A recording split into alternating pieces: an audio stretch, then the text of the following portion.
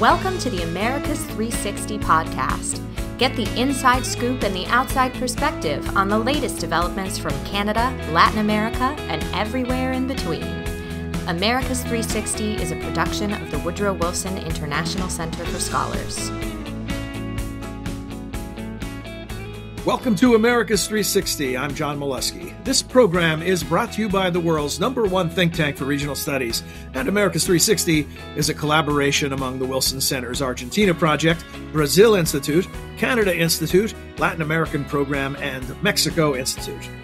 Well, 2023 is off to a fast start in the Americas. A headliner event just concluded in Mexico City, the meeting of the so-called Three Amigos, the 10th annual North American Leaders Summit, attempted to set the tone for continued trilateral cooperation on trade, migration, security, climate, and more. And that's what we're going to be debriefing today.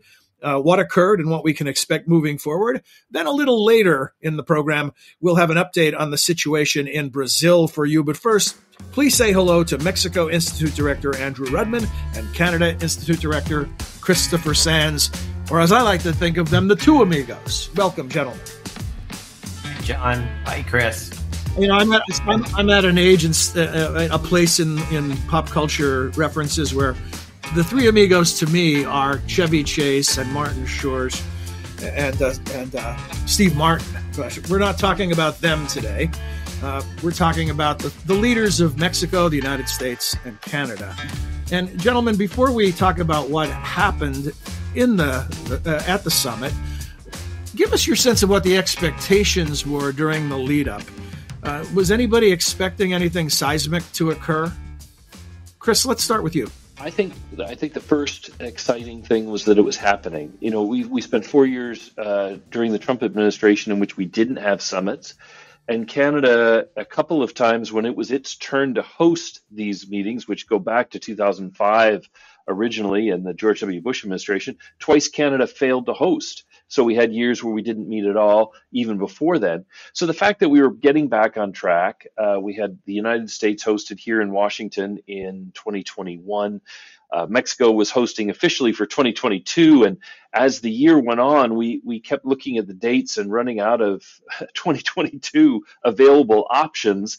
But we still actually managed to have it fairly early in 2023, and Mexico was willing and able to host. So in a lot of ways, it was the expectation was, or the hope was, that it would happen. It did, and all the leaders showed up. You might have seen the Wall Street Journal had a somewhat snarky op-ed in which they said, all three leaders are not exactly behaving well on trade. Maybe they'll go to get together and cancel the USMCA. So there were some kind of wild expectations that were out there in the media. The fact was they didn't cancel free trade. They didn't break any furniture. They actually seemed to get along decently well. So from just a showing up and getting it done point of view, I think this summit met expectations, at least from a Canada-US or Canadian perspective. Andrew, what do you think? Oh, I would agree, Chris. I think that sometimes people tend to sort of put too much emphasis on these summits, or their expectations are unrealistic. It would have, in fact, been a bombshell if something big had happened. What you really, I think, what you saw here and what you see normally is it's a chance for the three leaders to give some direction to their respective governments, their respective executive branches, and set out really a list of to-dos between now and the next North American Leaders Summit, presumably sometime in 24 in Canada. So I agree with you. I think it did, in fact, deliver on what reasonable people should have understood to be the expectations for the summit. So and part of the right, these are three stable relationships, right? So there's no expectation for anything dramatic needing to happen. There are thorny issues to be dealt with, but in some ways, I'm thinking, what's the headline coming out of the summit, right? Is it return to normalcy, that we're back on track for annual meetings? Well, I don't want to push your buttons, John. You mentioned earlier that you're in an age in popular culture where you remember the old Three Amigos, but I would say that these are not only three stable relationships, they're three mature relationships. We've been integrating going back to at least NAFTA, and that's 30 years ago now. And what that has meant is that the everyday business of government has really gone into the weeds. I mean, coordinating Canada-U.S. relations, and I think increasingly U.S.-Mexico relations, is often about aligning regulations, dealing with the appropriate size of a widget, or trying to figure out how people participating in a trusted traveler program, how their data can be shared across the border, or even how we're going to align supply chains or build electric vehicles together. And so day to day, that's managed by people in the government who work very hard in their technical areas of specialty. And the role of the leaders is to kind of give the political blessing and impetus to continuing to cooperate. They don't make the headlines. They just kind of review the progress, maybe nudge it where it's getting a bit stuck, and where the issues are really contentious, perhaps they begin negotiations on how we can resolve, some of those issues. It becomes more political than administrative, but much of the relationship relies on their periodic check-ins and nudging along a process that is whole of government and includes quite a lot of people in all three countries. Is that too dull a description? Maybe it's too Canadian a way of looking at things, Andrew. Andrew, was it meaningful to Mexico to host? Oh, absolutely. I think for López Obrador, despite being a president who doesn't express a lot of interest in foreign policy, I think having President Biden and Prime Minister Trudeau come to visit him, President Biden landed at the new airport, which AMLO considers one of his flagship achievements in his administration. So they made a big deal of that he was landing at IFA instead of the traditional international airport. AMLO got to ride in the president's limo, the Beast, which one of Chris's team did some research. Very few foreign leaders have ever ridden in the vehicle. So those sorts of things, while symbolic, I think they reflect what one of the things President Biden sought to do, which was further strengthen that personal relationship between he and López Obrador. There is friction on occasion. Much has been pointed out of during the bilat. López Obrador criticized the United States for not doing more for Latin America, and President Biden politely but firmly pushed back, pointing out that what U.S. foreign assistance is greater than any other country's. And also made, I think, a really important point, which is that our obligations extend well beyond the hemisphere. Aside from that, I think the point was to strengthen that relationship, which is getting back to Chris's point. What it means is when the bureaucracy encounters a hiccup, they can go to their respective leaders who can then make a phone call and cut through the red tape or cut the knot. But the idea, of course, as Chris said, is these are regular, routine professional relationships that should operate without the need for leader engagement on a constant basis. You mentioned the relationship building and building a rapport. A lot of the expectations for our President Biden was, here's an old hand who's been around forever, served as vice president for 8 years, has a big Rolodex, knows everybody around the world. Tell us about these relationships, the trio and the three amigos, and how well they know each other, how much personal rapport they have, what kind of history they have. Well, I'm going to maybe start on this one because Justin Trudeau has been prime minister since 2015. So obviously dating back all the way to the Obama-Biden administration when Joe Biden was vice president. And because Joe Biden was so involved in international relations over a long career in the Senate, he actually knew Justin Trudeau's father, who was a previous prime minister, Pierre Trudeau, in Canada. And over the years, through international meetings and such, they've had a lot of chance to interact. At the start of the Biden administration, Canadians pointed to the fact that at the end of Obama's term, after Donald Trump was elected, Joe Biden made a personal trip up to Ottawa to say, Justin Trudeau, you're going to carry the torch for some of the progressive ideas on climate change and other things that our administration tried to carry forward, while Donald Trump probably won't carry that torch in Washington. So it was a very deep and rich relationship to start with. And I'll add one other thing, which I think is important here, because it's very much what Andrew was saying about Mexico.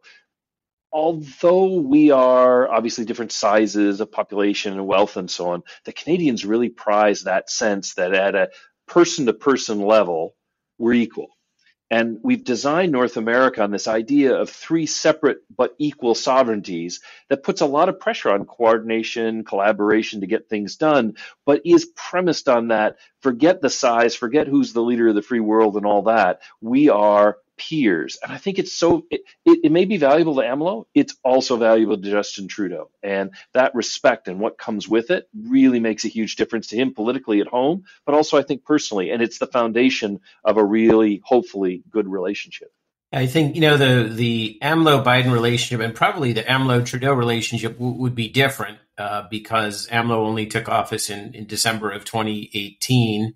And because he's not a foreign policy guy, I don't know whether Biden had ever met him before. I don't want to say he never did, but they certainly had to build a relationship. And folks who follow it will recall that AMLO was one of the last leaders to recognize Biden's victory. AMLO didn't condemn the January 6th effort to overturn the election. So they sort of started off on a bit of a rocky foot. I think the Biden administration has really worked hard to both improve the relationship, the personal relationship, and also make sure that bit of rocky personal relationship initially didn't impede the institutional relationship. Mm-hmm. Let's take a look at what occurred. Right, with expectations, you're not solving, say, a big issue like migration in a 2-day meeting. But what progress was made, if any? What expectations were established for follow-up? And maybe if you could think about this in two sides of a coin. One is, what are the real challenging issues that maybe some things were teed up as far as what can be done moving forward? And then where's the low-hanging fruit where cooperation, trilateral cooperation, can be enhanced relatively quickly? Well, I think maybe I'll start. As you alluded to, John, this wasn't a place to solve things, but they did have, I think, maybe three key issues among many that they focused on. And if you look at the deliverables, you can see that they focused on these on economic competitiveness, or North American competitiveness, and reshoring was one, migration was a second, and drugs a third. And they made substantial commitments on all of those to continue to cooperate. I think on the supply chain issues, I think the commitment to do some critical minerals mapping and some semiconductor supply chain mapping, those are really significant. And maybe those aren't the things that wind up being a splash in the New York Times, but those are things that really do move the ball forward, that have the three governments together understand what critical minerals do we have, where are they, and what does that mean in terms of our access to them. One of the things in the list of deliverables that I think is really indicative of how the relationship works, even though it may seem really sort of silly, is the agreement to a common standard for EV charging stations on both sides of the borders, which is critically important if you want to develop an EV industry and let me know that I could drive my EV from Washington to Mexico City. That's a point that Assistant Secretary Brian Nichols made in an event we had before the NALS at the Wilson Center. Yeah, you mentioned the electronic vehicles and charging and not being the sexy New York Times headlines, but when it comes to day-to-day life and the management among the three nations, when you're in the trenches of how people live, this stuff really matters. That's exactly it. That's exactly right. Chris, your thoughts on any progress made, anything that's teed up, or any low-hanging fruit maybe available for some quick improvements of the cooperation among the nations? One thing, and maybe as a macro comment to start out, one of the things that makes this current configuration of leaders really interesting is they all come from the progressive center left of their national political systems. And although they view issues differently, you can't always compare left to left to left from one country to another. They share a commitment on climate change. They share a commitment on human rights. They share a commitment on working to lift people out of poverty and address some common issues. And so I think that has been one of the areas, like if you compare this with past summits, you can see that their shared commitment, Andrew mentioned EVs. Well, that's because all three of them, A, know they can't solve global climate by themselves, and B, want to be working together to put in place the infrastructure that will let us get to a better outcome. So I think that kind of is an explanation of why this resonates. But an issue that often doesn't get considered as a North American issue is the one that you both raised, which is migration. And often migration is seen as a U.S.-Mexico issue. We focus on the border. We talk about the number of migrants from Latin America who come to the United States and how the U.S. is or is not managing those issues well. But Canada, on a per capita basis, is one of the countries, along with the United States, that is the most welcoming of new migrants. And in fact, the current government is committed by 2025 to accepting 500,000 people a year. Now, this is for a country that doesn't quite have 38 million people overall total, but they are a big country, they're a wealthy country, they've got room and they want to grow, and they're welcoming to migrants.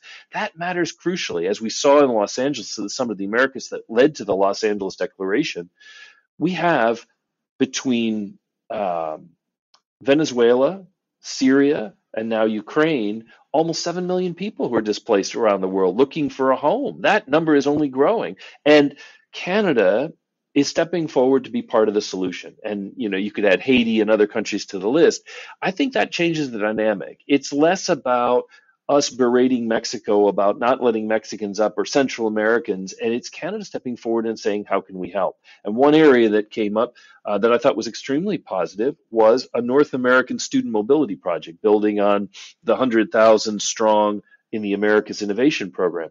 So college students getting to study. If you look at the European Union, one of the programs that is the most popular among young Europeans is the Erasmus program, where they can go to school in other European countries, meet, date, maybe even marry fellow Europeans and build the bridges that make the European Union stronger going forward. The idea that we're starting to think that way about North America and encourage more cross-border study is a great thing, particularly now because all three countries are seeing a drop in the number of Chinese students coming abroad because of uncertainties with the relationship with China. And that's an opportunity to kind of fill those seats with fellow people from the Western Hemisphere and fellow North Americans. We're also starting to see a real focus on professionals. And there are a lot of refugees coming from Ukraine who have technical skills, or Venezuela who know how to do oil industry activity, who could go to Alberta and other places. So working together to solve this problem, Canada is actually a contributor on migration. And that is one of the things that came out of this summit that I thought was both encouraging and really quite positive. And can I throw one other thing in? There's an interesting Canada-Mexico dialogue on indigenous issues, something very important to President Lopez Obrador, but also really important in Canada. In both countries, we have indigenous poverty and indigenous communities that are struggling to maintain their culture and have a sense of respect from the mainstream cultures in each country. And the two countries have worked together surprisingly well. And one of the things that started it was an outreach from President Lopez Obrador suggesting that when we heard the horrible news that Canada had found the bodies of some children who'd been buried near Indigenous residential schools, a horrible thing, it was Mexico that reached out and said, we have, sadly, experience identifying human remains from the cartels and all the horrible things that have happened here. Can we help you? Because at least if we identify them, we can give the families some peace. Now, that's the kind of collaboration that shows Mexico as a smart, equal partner and a compassionate friend, not lecturing the Canadians and vice versa. That kind of thing is what comes out of these summits. It becomes a sort of personal thing that can translate into a lot of really good policy downstream. Yeah, and those intangibles are impossible to measure, but also important to recognize and not ignore because they are significant. Before we close this segment and turn to our colleagues to talk about Brazil, Andrew, I want to ask you about, this took place, this return to normalcy, also trying to get back on our footing across the world in the wake of the pandemic, which is not over. Any progress on the discussions among the nations on how to fortify our healthcare systems if this should flare up again, or if we have another pandemic come our way? Yeah, thank you, John. That's a great question, and maybe I can answer that and answer the question I would anticipate you asking as a final one. which is to say that the leaders in the Declaration for North America did make a commitment to develop and launch a new revised NAPAPI, North American Plan for Animal and Pandemic Influenza. And I think that is indeed an effort to try to learn the lessons. And as we all know, there were health and economic impacts of the pandemic caused in part by our frankly, the poor ability of the three countries to coordinate management. So I think it is a positive step that they've made the commitment to do that. But to sort of anticipate a closing question, I think what all of us who are interested in North America have to do now is really monitor these commitments and hold our leaders accountable, because a promise to update NAPAPI is in fact a wonderful thing. But if a year from now we're still asking where it is, then I think you'd have to say that the NOWS was not as much of a success. So I think they've put a lot of promises out there. They've made a lot of commitments that, as you and Chris both said, really can have an important impact on North American citizens. But now we've got to see the governments actually deliver and get the help and support from stakeholders in the private sector and in academia, et cetera, where we can provide it. Chris has a quick final thought. I don't know if he's going to make a promise, but let's find out what he's got. Well, I have to say two things. One, the NAPAPI update was in last year's summit declaration too, so we're already waiting. Second, Canada will host the next summit. We hope in 2023 calendar, maybe early 2024. I think that's a given. We're looking at capital, so probably Ottawa, but stay tuned. And third, I think one thing this discussion has proven is it's not two amigos. John, you're our third amigo. Well, I'm honored to join the group. Gentlemen, thank you. That was a terrific recap and a look ahead. As always, your insights are greatly appreciated. Turning our attention to Brazil, two of our other America's 360 regulars, Latin American Program Acting Director Benjamin Gadan and Brazil Institute Senior Advisor Bruna Santos, discuss the situation there. We have that interview for you now. Take a listen. Thank you very much, John, and Bruna. Welcome. Thank you. I'm glad to be here. Bruna, you were outside Brasília, in Brazil, during the events of January 8th. Those of us watching it from the United States and other parts of the world were deeply troubled by what we saw, and also anxious about what it means for Brazil, what might happen over the next days, weeks, and months. Before we talk about the implications for the new president and his agenda and his ability to unite a very fractured country, do you anticipate more violence in the near future? Yes, Benjamin, just like I think we saw it coming. We saw that it would not be easy for Lula, that his term would be a very challenging one. The election results clearly presented a contrast between two Brazils. Jair Bolsonaro was defeated by Lula by a slim margin of less than 2%. And the events on Sunday were clearly well planned. We saw it coming. The police force in Brasília could have prevented this from happening. And they were, the people on the streets, they were, as they were taking the buildings, they were clearly expecting the military to intervene. They were calling for a military coup. Because, in fact, in Brazil, all the time limits, like the declaration of results, swearing in, inauguration, have passed. So it implies that the possibility of a coup at this moment is far more remote than on a Sunday with literally no one attending any type of meetings in the Palácio do Planalto, in Congress and the Supreme Court. Also, I think worth saying that I fear and I'm concerned about the possibility of domestic terrorism, honestly. I think that the loyalty of Brazil's security forces and armed forces and the police are questioned now. I think that the risk is real. I think that we saw anti-government groups threatening national security these days. I think that besides the events on Sunday, we had just like days before a person that was arrested because he was allegedly putting a bomb on an oil tanker near the Brasília airport. And we saw this past week after Sunday, electrical transmission towers being knocked down, knocked over, and 3 other that were damaged in different states in Brazil. So we see different examples of sabotage, of vandalism all over the country. Bruno, I want to be clear when you're talking about questions about the loyalty to the president, to the rule of law of members of Brazil's security forces. Obviously, the response by the forces that answer to the authorities in the capital, Brasilia, have come under question. But what about the national authorities? It seems like when Lula wanted to retake the capital and the democratic institutions, he was able to count on the security services that he called to rescue Brazil's institutions. Is that a correct observation, Bruno? Or are we also concerned about the armed forces and national authorities? Well, Lula is concerned.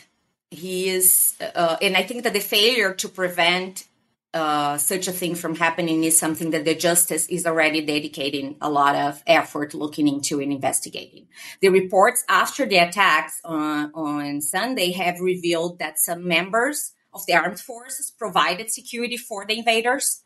It has been suggested by Brazil's intelligence service that there is some sort of parallel service working to protect interests of Bolsonaro.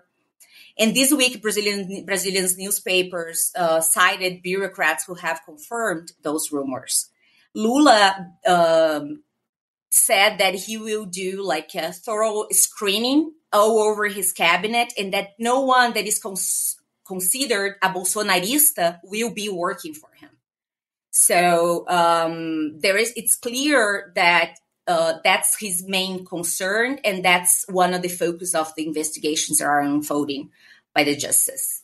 Bruno, we just have a minute or two, but going beyond the direct security threats to Lula, to Brazil's democratic institutions, what about governing more broadly? I mean, one of the clear lessons from what occurred beyond questions about the security of Brazil's Congress and presidential offices and Supreme Court is that a lot of Brazilians strongly reject the legitimacy of the new government and its policies, the very right of Lula to be running this important country in the Western Hemisphere, this important partner of the United States. Moving beyond the investigations, what does it mean for Lula's ability to govern Brazil and to advance the agenda that he was elected on? Well, just before I give you like some data that demonstrate the challenge that Lula has had, I want to say that I remain quite confident that he has the ability to keep Brazil away from the worst possible outcomes. I think that the government has demonstrated control and has been taking like very strong decisions also in the judiciary as well. So just to give you an example, a survey was measuring the public's reaction to the events showed that 75% of Brazilians disapproved the insurrection, but 40% did not believe that Lula was a legitimate winner of October's election. And almost 40% were in favor of a military intervention to annul the result of the presidential election. And I think that those results show a little bit more about the challenge that Lula has ahead in terms of unifying the country. As he said in his inauguration speech, he wants to govern for Brazilians, all Brazilians, not only the ones that voted for him. But I think he has a very big challenge ahead. He's facing also a violent opposition, something that Brazil has never seen before in our history. Bruno, my last question for you is about what, if anything, the United States should be doing right now to safeguard the democracy and a key partner in the Western Hemisphere. There were great concerns in Washington about whether Bolsonaro would reject the negative electoral result. And you saw very quick congratulations from the White House and the State Department after the election to make sure that Bolsonaro didn't have the opportunity to contest the results of the election. Now we've seen that the election and transition and inauguration of Lula were not enough and have not resolved the threats to Brazil's democracy, even though Lula has peacefully taken office.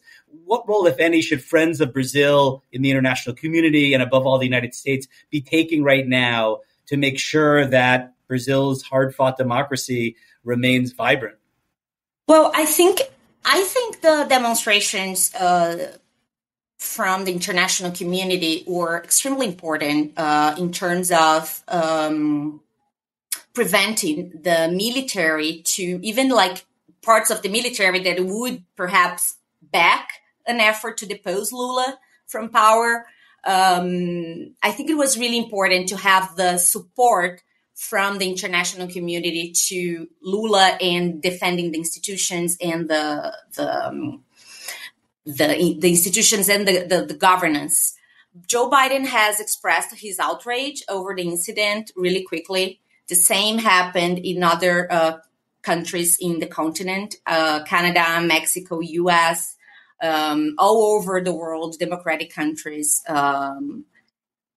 condemned attacks on Brazil's democracy. And I think that given the lack of support from international communities, it's unlikely that anyone in the military would initiate or back any effort to depose Lula. I think that's one of the most important things. I think in the future, Brazil and other democratic countries, especially in the hemisphere, have to discuss more broadly how can we rethink democracy and how can we defend democracy, and also think how we're going to prevent such events to happen in other countries in the world in the future.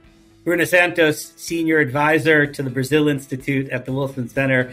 You've provided really excellent analysis on the ground in Brazil throughout this really difficult period. We've greatly appreciated it. Thank you for being part of this conversation, too. Thank you, Ben. Thank you for having me. Back to you, John. Thank you, Benjamin and Bruna. I'm sure this is a topic we'll be revisiting in future episodes of America's 360. And that concludes this episode of the program, which was produced, as always, by Oscar Cruz, Cecily Fasanella, and Zoe Reed. We thank you for your time and interest and hope you'll join us again for our next episode. Until then, from all of us at the Wilson Center and America's 360, I'm John Molesky. Thanks for joining us. You have been listening to America's 360, a podcast about the innumerable ties among the nations of the Western Hemisphere. You can subscribe wherever you listen to your favorite podcasts. To learn more about our programs, please visit wilsoncenter.org. And please join us again next time for another episode of America's 360.